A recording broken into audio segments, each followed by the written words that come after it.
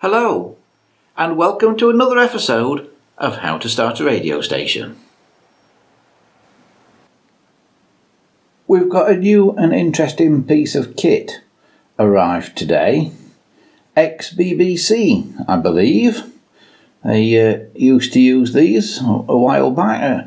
You probably don't use them anymore. Things have probably moved on a bit for them, technology-wise, but they still work. This blue box is a thing called a Scoop Reporter 2, and what it's for is for taking wherever a field reporter happens to be, anywhere in the world, plugging into the local phone line, and whatever sort of state the local phone line is in, whether it be a good digital line or whether it be a really rubbish old-fashioned copper line,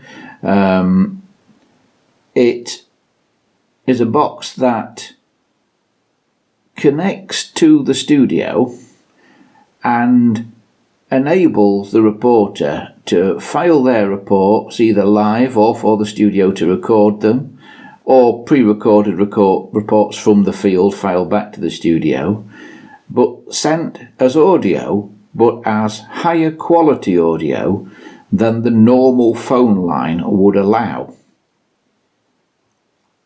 So what you actually do is you would plug into it a microphone here and a set of headphones here, or a combined microphone and headphones here.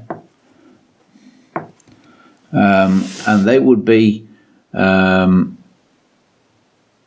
your inputs, and headphones obviously an output there, and using the keypad on this side you would dial a number, but on that screen at the minute it says call POTS. If I press F1 it says call ISDN, because there are two different types of phone line. POTS stands for plain old telephone service, which is your normal copper phone line. ISDN is something that they had a few years ago. I don't know if you can still get ISDN lines. It was kind of a much faster line that you could have, and you could get much higher bandwidth stuff down an ISDN line than you could down a plain old telephone line. But they were very expensive, at least here in the UK they were. So not many people had them. It tended to be companies and things that had ISDN lines installed. So if I press F1 again, it goes back to call POTS. And then if I press F2, I can call a number that's already stored in a profile, or I can type a number in, if I go back to call POTS, from the keypad. So if I type a telephone number in from the keypad,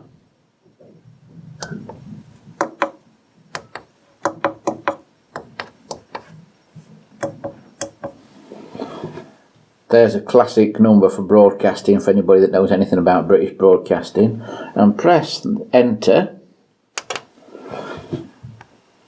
It says call in progress, and it's trying to call that number. Now, of course, it won't call that number because that's an old number that doesn't exist anymore. And also, this thing isn't connected up anyway at the minute. It's not connected to a phone line. But it says call in progress, and it is trying to call. It is trying to call that number on there. It's call in progress, wait, and eventually it'll throw an error. It'll say that it couldn't get through. Yeah. There it goes, and it's gone back to call POTS. But if it had got through, and you've got a microphone plugged in there and a headphone plugged in there, or on that aux-in thing there, you can plug in whatever piece of audio equipment you've got, whether it be a reel-to-reel tape, going back years, a cassette recorder, or whatever that you might have got something recorded on. You could plug that in there, and then using these controls here, you could mix mic 1, mic 2 and your auxiliary. You can select whichever inputs you want and mix them with these things here, and basically that then would send out that signal over the phone line, but the audio it would send out, it encodes it.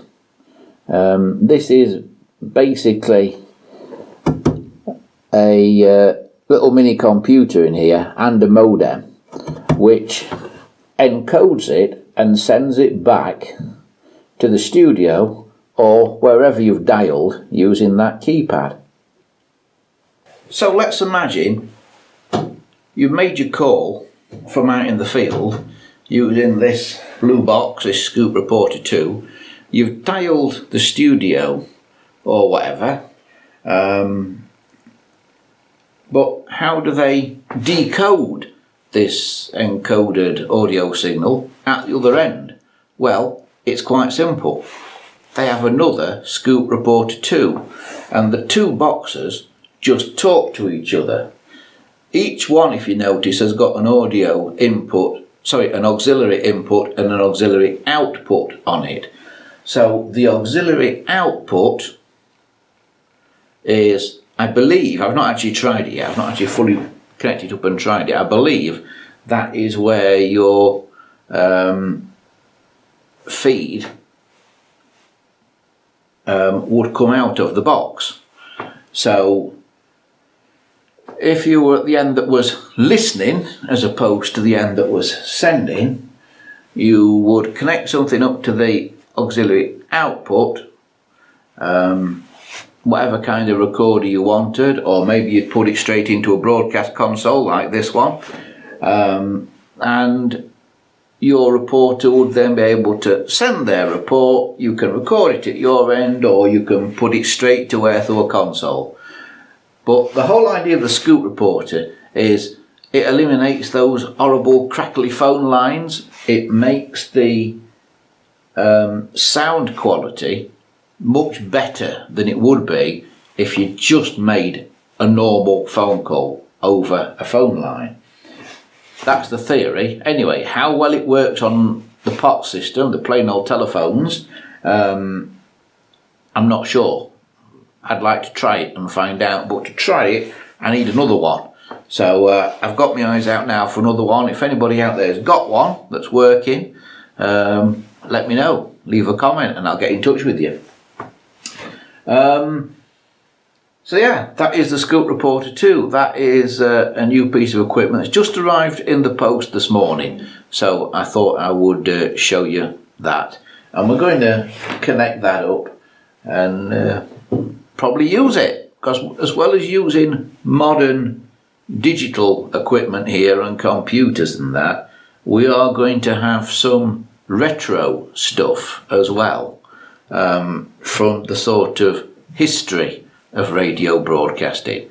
So the next thing I've got to do is I've got to get my heels cracking away from here and go and pick up an old reel-to-reel tape machine that's been kindly donated to us. So I'll see you soon. Bye for now.